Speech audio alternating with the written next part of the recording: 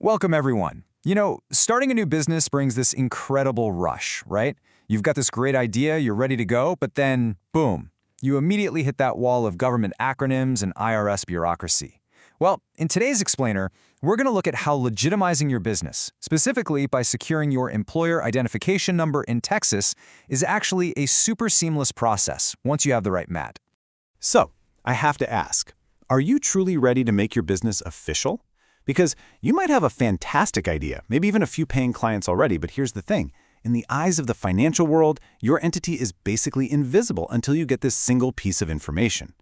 Think of the EIN as your foundational operational key. You absolutely must acquire it to unlock the next levels of entrepreneurship.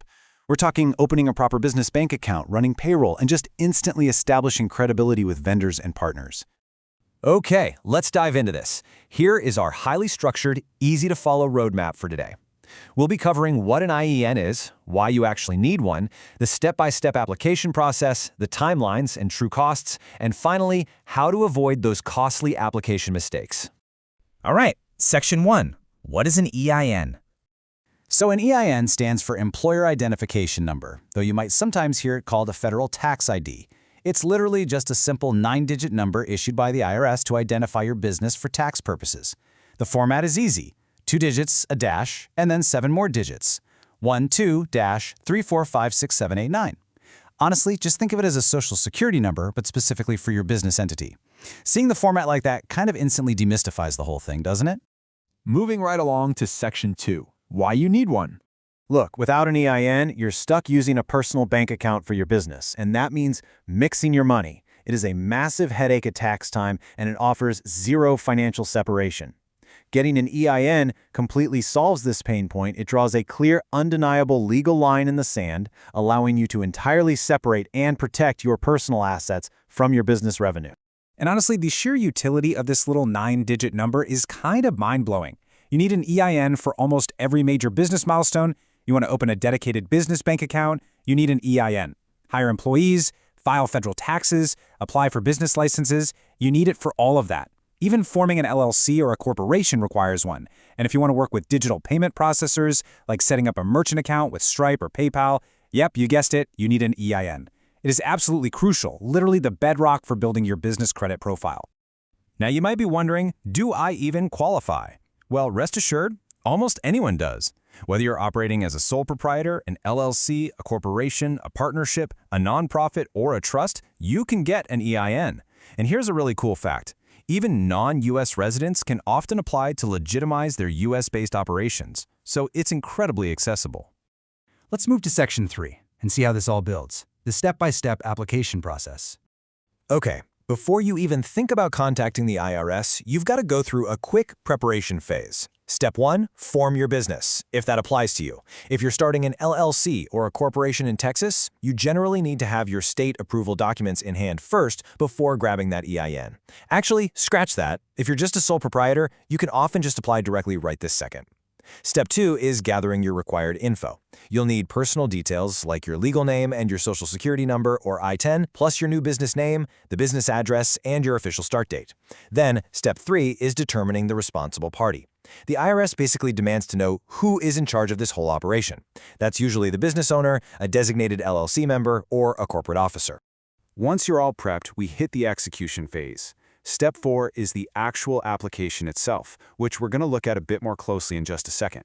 Step 5 is completing the specific IRS document, which is known as Form SS4.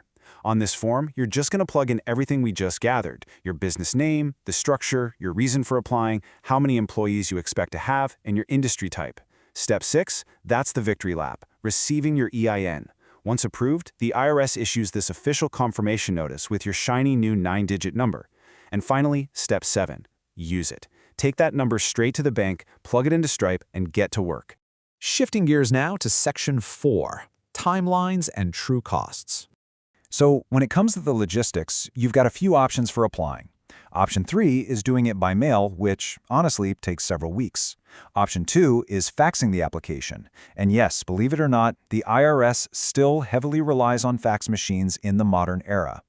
Faxing speeds things up to a few business days, but option 1, the online application, that is the undisputed champion.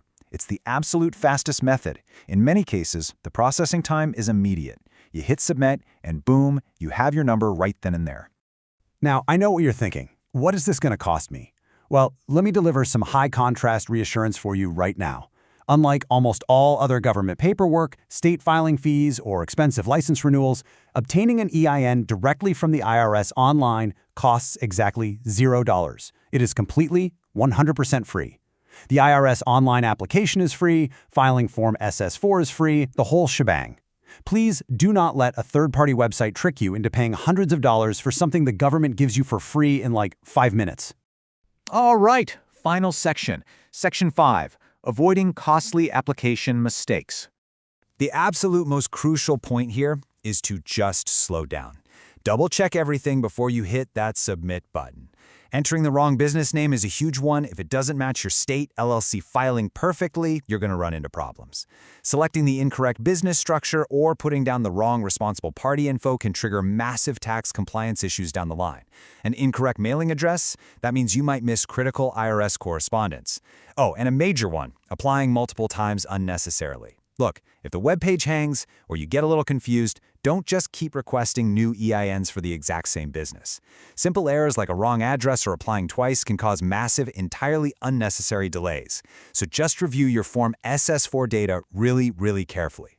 So, there we have it. We've covered the what, the why, the how, the timelines, the glorious $0 cost, and the pitfalls to avoid. Getting an EIN is a quick, completely free process that serves as the ultimate launching pad for your business's future success. It officially separates you from your business and gives you that vital legal credibility to scale. So, I'll leave you with this final thought. Now that you know exactly how easy it is to get that operational key, what will your business achieve now that it's officially on the map?